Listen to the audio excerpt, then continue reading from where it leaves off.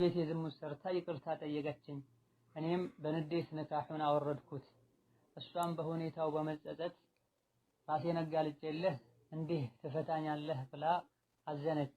ስለዚህ ጥፋቷን በማመኗ ይቅርታዋን መቀበል አለብኝን? እስኪ ከሸሪዓ አንፃር ይመልሱልኝ። እኔ ከባድ ወንጀል ነው ብዬ አልቀበልም ብያለሁ።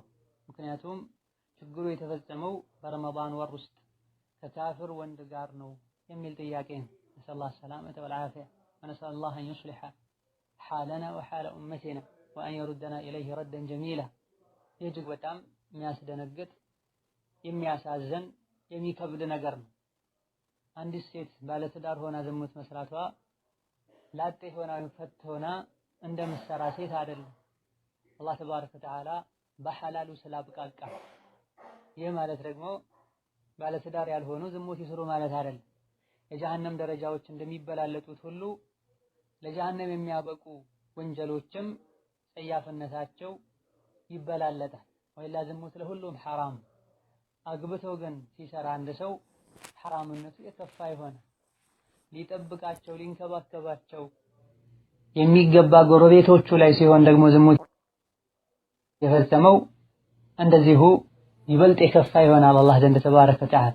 ወሀከዛ ባለትዳር ከመሆኗ ጋር ዝሙት መፈጸሟ በጣም የሚከብድና የሚያስጠላ ከመሆኑ ጋር ይህን ጸያፍ ወንጀል የፈጸመችው ከካፊር ወንድ ጋር ሲሆን እጅግ በጣም የከፋና ይበልጥ አላህን ተባረከ ወተዓላ የሚያስቆጣ ይሆናል።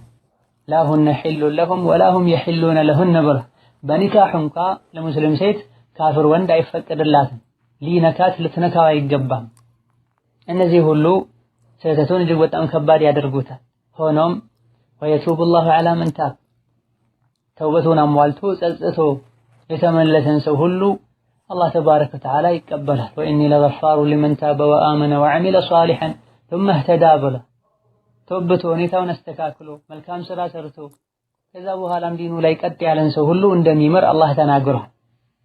በመሆኑም ባለቤትህ ተውበቷ ካማረ ዲኗ ላይ ቀጥ ካለች በሰራችው ወንጀል የመጸጸት ምልክቶች ከታዩባት ሁኔታውም ከቀድሞ ይልቅ ጥሩ ሆኖ ከተገኘና ከታየ ይቅር ብትላት ምንም ችግር የለም።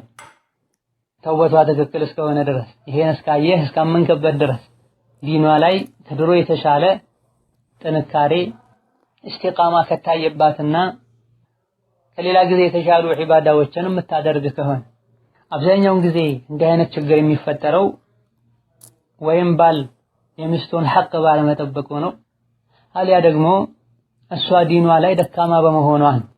ዞሮ ዞሮ ሁለቱም ጥፋቶች ወደ አንተ ነው የሚመለሱት።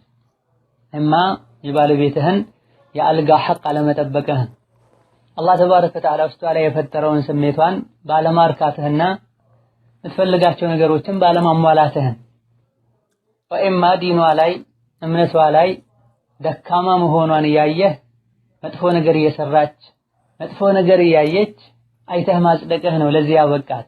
ከአጅነቢ ወንድ ጋር ሲጀምር ያላት ግንኙነትና ቀረቤታ ጥሩ አለመሆኑን ካወቅ ቀድመህ ማስተካከል ያንተ ግዴታ። ምስቱ ላይ ሴት ልጁ ላይ እህቱ ላይ የማይቀና ጀነት አይገባም ተብሏል ዲናችን ላይ። ለዩት ልትሆን አይገባም። ዋና ምክንያት ሊባሉ የሚችሉ ለእንዲህ አይነት ስህተትና ኺያና ምክንያት ሊባሉ የሚችሉት እነዚህ ናቸው። ሌሎች ምክንያቶች ሊኖሩ ይችላሉ። በርግጥ ምንም እንኳ ምክንያት ቢደረደር ሴት ልጅ ዝሙት ልትሰራ የባሏን ክብር አልጋ ልታስደፍር ልታቆሽ በጭራሽ አይገባም።